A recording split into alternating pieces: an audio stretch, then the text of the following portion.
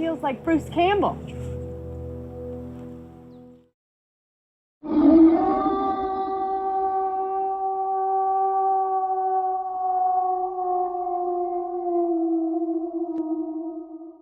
Ross Patterson writes and directs Helen Keller versus Nightwolves. Patterson directs under St. James Street James, his pseudonym, and this is a lower budget spoof comedy B-movie with kind of horror elements.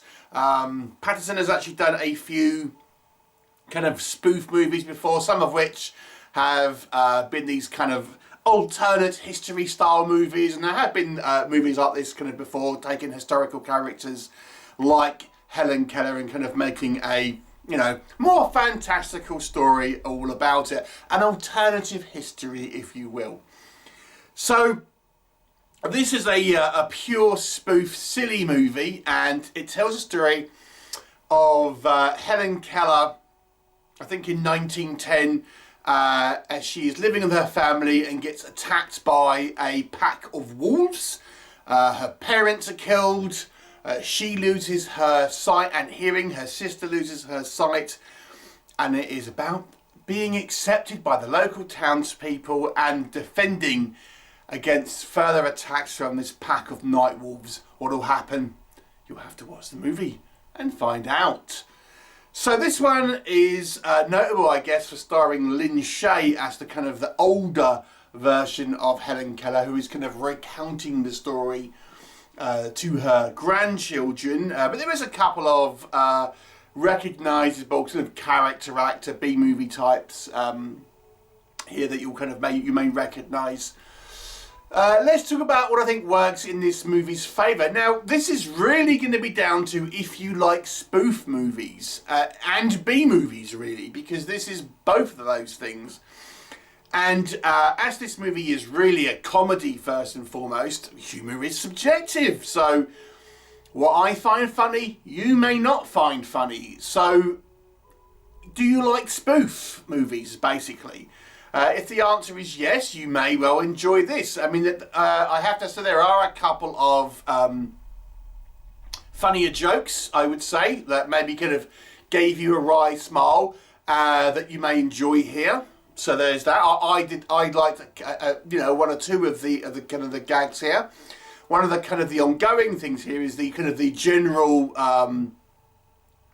cheap production that this kind of movie actually sort of leans into. You know, having a kind of splices in a little bit of archive footage and stuff, and just the general lack of detail, but on purpose. I think this kind of, it has this kind of sort of fun element to it, I suppose. When we have our wolf attacks, I mean, they're filmed in quite a kind of hilarious way, knowingly kind of rubbishy, but makes it kind of fun, I suppose. The movie has this kind of a little sort of intro and outro with our Ross Patterson doing his St. James Street James kind of character, kind of introducing the whole thing, and it's, you know, they're quite fun. And I think the segments with Lynn Shay, who is the older Helen Keller, basically kind of having these kind of sequences as well, were also sort of fun. And there are some sort of funny characters, like the, you know, the brother, for example. There's a few jokes at kind of his expense that I do think kind of land. So, you know, it's not a movie to be taken seriously, obviously. So there it is. But let's talk about what doesn't work. And again, it's down to this, like, oh, do you find this movie funny or not? You know, because there was a couple of jokes and gags that I kind of enjoyed, but for the most part, it sort of turns into white noise after a little while. It's a film that is one of these concepts that outstays welcome, in my opinion. This would have been a great short as part of an anthology, I think, more of a digestible, you know, experience, in my opinion. But for a kind of a feature-length movie, even though it's not a particularly long film by any stretch, it just kind of feels like you sort of switch off after a while, because it's just a lot of the kind of the same jokes and kind of like foolishness on screen, and again, it's going to depend on your point of view. I'll be honest, I'm not the biggest fan of spoof movies, but I do enjoy a couple. And this one, again, with the low budget big movie aesthetic, I think sort of really isn't as clever as maybe you'd want it to be.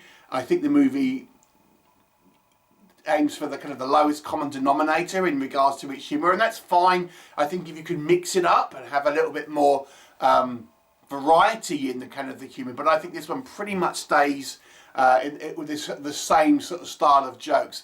And there are scenes here that kind of just feel like they're going on for overly long to try and pad out a runtime to give this movie a kind of a feature-length runtime. With scenes, for example, of they're not even jokes. Some of them, they're just. I mean, maybe that is the joke. We just have a tracking shot of these people walking up this like incline, and it just stays on the camera, just stays on them for ages, and maybe that's the joke. But you just feel like the it's just padding out runtime, and there's like these people at this diner talking about Helen Keller jokes, and again it just goes on and on and on and on. If you're wanting like a horror comedy, it's not really I mean, I have seen this described as a horror. There are a couple of wolf attacks in it, but you know, they're I guess they're silly, gory to a degree.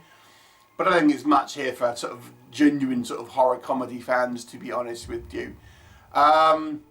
It is very low budget as well, and it's deliberately leaning into the kind of the low budget, schlocky aesthetic. Obviously, if you are familiar with Patterson's movies, then it's kind of more of the same. But I think maybe, like I said, it needed to vary up a little bit some of the kind of the jokes. It just, to me, it was just kind of like variations of the kind of the same joke on a feature, you know, for a kind of like 70 minutes or something like that, and you know, it get away thin, I have to say. I mean, the staff are quite game, I will say, but you know, it's a lot of the gags here are visual, like Helen Keller always just wrecking stuff whenever she's trying to go and feel her way around and deliberately kind of throwing things on the floor. And again, it's funny for you know 30 seconds while the joke is playing out, but then the joke carries on and carries on and carries on.